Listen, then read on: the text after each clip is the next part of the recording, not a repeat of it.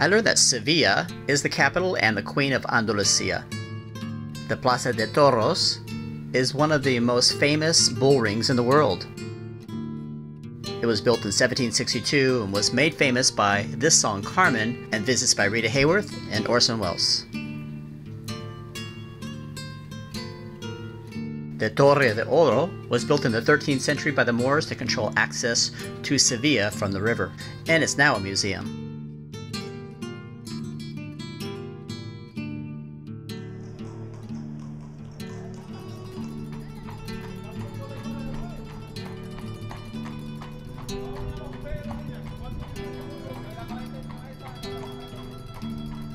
Once you find yourself in the center of the city, it really throws you back in time.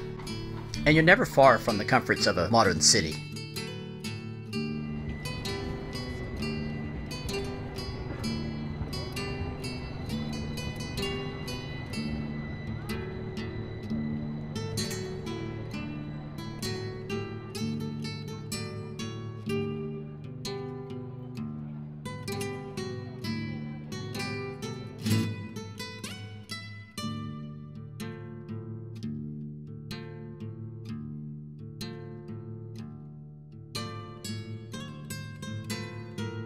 Sevilla's cathedral is the third largest in the world.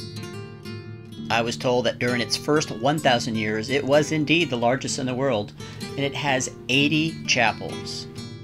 Personally, I enjoy these old chapels more so than the newer 100 or 200-year-old cathedrals like Sagrada Familia in Barcelona.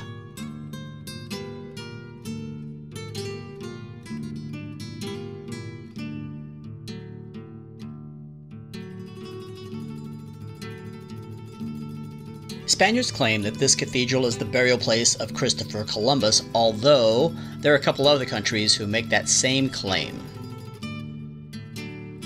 This cathedral was built to demonstrate wealth. The builders are quoted as saying, "Let all those who visit think it was built by madmen."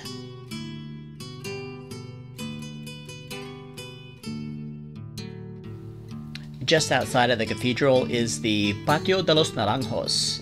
There are more than 60 orange trees here, and in fact, throughout the streets of Sevilla, orange trees line the streets.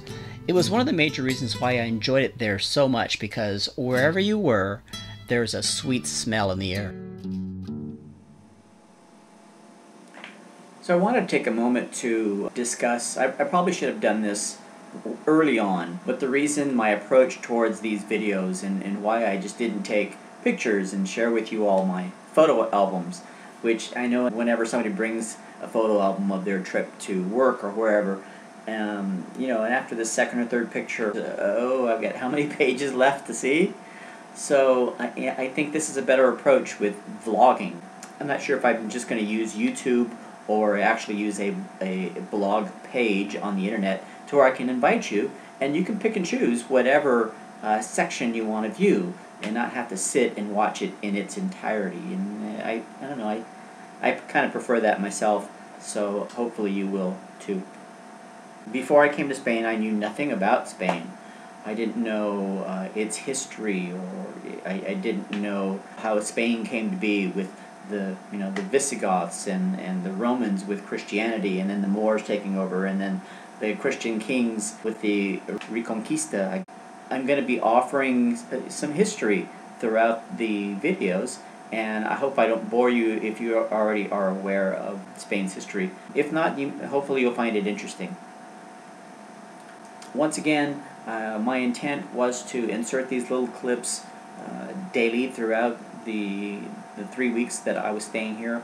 It gets a little tough because you're really pressed for time, and sometimes you get home late and you wake up early and you have to go someplace. There's a bus to catch. If I only had hit the lotto and I could stay longer, it would be a lot more rested. Right now I am thoroughly exhausted right now, but you probably see it in my eyes.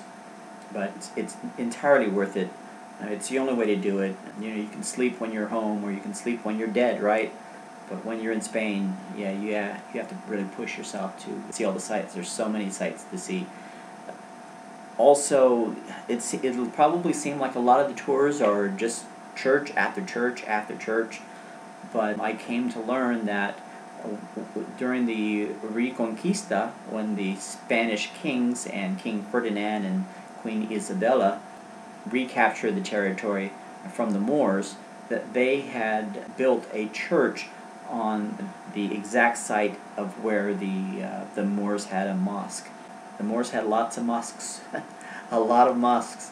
So there are, no doubt a lot of churches, and they really outdid themselves with these places. They're just real works of art. So I hope you enjoy the views when I show you them, although there are many.